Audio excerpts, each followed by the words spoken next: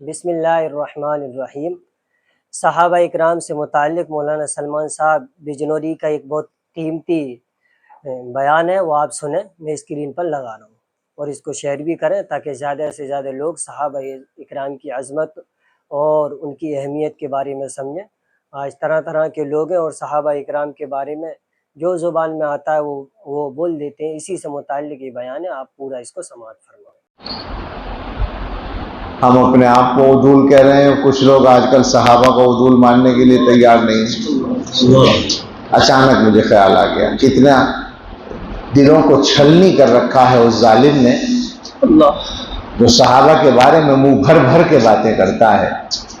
اور کچھ احمق ہم میں ایسے پائے جاتے ہیں جو مولوی ہی ہیں، مدرسوں کے فضلاء ہی ہیں، وہ یہ کہتے ہیں کہ صاحب حوالوں سے بات کر رہے ہیں، دلیل سے بات کر رہے ہیں۔ اتنی موٹی بات نہ وہ آدمی جان رہا ہے جو اس کا ذمہ دار ہے۔ میں مجبور ہو کر اب بولنے لگا ہوں، کیا کروں، اس کے علاوہ چارہ نہیں ہے۔ جو میرا ہم نام ہے وہ بیٹھ کر جو باتیں کر رہا ہے، نہ اس کو سمجھ ہے اور نہ اس کے ماننے والوں کو سمجھ ہے کہ حضرات صحابہ کے بارے میں اگر کوئی بات بالفرض صحیح حدیث سے بھی ثابت ہو جائے کہ صحابی سے غلطی ہوئی تو اس کا بھی بیان کرنا تو جائز نہیں ہے۔ بات ہی ختم ہو گئی نا۔ اب تم زور لگاتے رہو کہ یہ حدیث میں لکھا ہے، یہ صحیح حدیث ہے، فلاں ہے، ساری تقریر تمہاری باطل ہے۔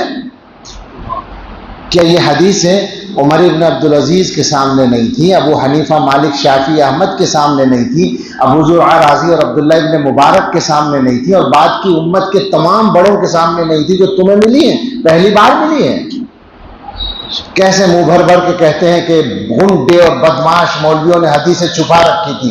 یہ سارے غنڈے اور بدماش اب سے لے کر اوپر تک سب بن جاتے ہیں۔ ایسے آدمی ہمارے ماحول میں اللہ جانتا، اللہ محفوظ رکھے گمراہی سے۔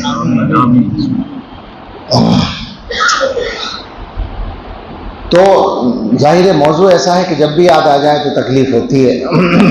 میں نے تو اس پچھلے مہینے اداریہ لکھا، مانا مدارالعلوم کا اسی پر لکھا ہے، اور گزارش یہی کی ہے کہ یہ بات اچھی طرح سمجھ لیں کہ حضرات صحابہ کے بارے میں امت کے پہلے دن سے یہ طے کر لیا گیا، یعنی دور صحابہ کا آخر ہے، عمر ابن عبدالعزیز سے شروع ہو رہی ہے بات۔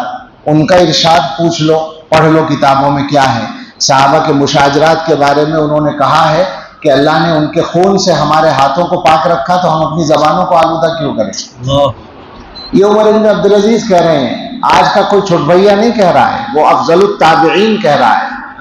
اور اس کے بعد امام ابو حنیفہ اور مالک اور شافعی اور احمد سب یہ فیصلہ کر کے جا رہے ہیں کہ لا نذکرہم الا بخیر، صحابہ کا تذکرہ صرف خیر کے ساتھ ہوگا، برائی کے ساتھ کرنا جائز ہی نہیں ہے۔ اور عبداللہ ابن مبارک یہ کہہ رہے ہیں، یہ جس شخصیت کے بارے میں مسلسل گستاخی کی جا رہی ہے، حضرت معاویہ رضی اللہ عنہ، انہی کا نام لے کر پوچھنے والا پوچھ رہا ہے کہ معاویہ افضل ہیں یا عمر ابن عبدالعزیز افضل ہیں۔ عمر ابن عبدالعزیز وہ ہیں جن کے بارے میں ساری امت متفق ہے کہ وہ اچھا آدمی ہے، صحابی ہونے کی کمی ہے اور کوئی کمی نہیں ہے، یعنی وہ حضور کی زیارت نہیں کی ہے بس یہ کمی ہے، ورنہ بالکل صحابہ کا نمونہ ہے۔ اور حضرت معاویہ پر لوگوں کی کیچڑ اچھالی ہوئی ہے، تو اس لیے پوچھ لیا کہ صاحب وہ افضل ہیں یا حضرت معاویہ افضل ہیں۔ تو آپ سوچیں ذرا، عبداللہ ابن مبارک، اور وہ معمولی شخصیت نہیں ہے، دوسری صدی کے کبار علماء میں سے ہیں، امام ابو حنیفہ کے شاگرد ہیں اور امت کے اکابر میں سے ہیں۔ انہوں نے کہا کہ معاویہ رضی اللہ عنہ نے حضور علیہ السلام کے ساتھ جہاد میں جو حصہ لیا اور اس میں جو ان کے گھوڑے کے بدن پر گرد لگی، مٹی لگی، وہ مٹی عمر ابن عبدالعزیز سے افضل ہے۔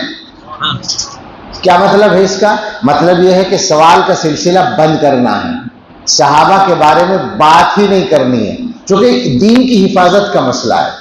یہ بات ہمیشہ اچھی طرح سمجھ کے چلنی چاہیے کہ شیعیت جو پیدا کی گئی تھی، شیعیت کو جو کھڑا کیا گیا تھا، اسلام کو کنڈم کرنے کے لیے کیا گیا تھا، لیکن اب اسلام کو یوں ہی کنڈم کرنا تو آسان نہیں تھا، تو اس کے لیے راستہ نکالا گیا تھا کہ صحابہ کو کنڈم کیا جائے۔